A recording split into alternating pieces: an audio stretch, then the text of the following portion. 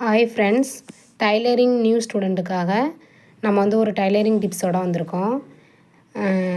Round கழுத்து வரைகிறதுக்கு நம்ம வந்து ஃபஸ்ட்டு வந்து என்ன பண்ணோம்னா எல்போ ஷேப் வரைவோம். எல்போ வரைஞ்சிருக்கோம். வரைஞ்சிட்டு அந்த எல்போ கார்னரில் வந்து 1 இன்ச்சு அளவு வச்சு நம்ம வந்து கர்வ் வரைஞ்சி விட்டு ஓப்பன் பண்ணி பார்த்தோன்னா ரவுண்டு கழுத்து இந்த ஷேப்பில் இருக்கும். சரிங்களா? இது ஒரு நெக்கு. இது வந்து நம்ம 1.25 இன்ச்சு வச்சு நம்ம வந்து கர்வ் பண்ணி வரைஞ்சிருக்கோம். இந்த ரவுண்ட் நெக்கு இது வந்து 1.25 இன்ச்சு வச்சுருக்கோம். 1.25 இன்ச்சு வச்சுருக்கோம். இன்னொரு 1 இன்ச்சு வந்து திரும்பவும் இன்னொரு 1 இன்ச்சு வந்து வச்சு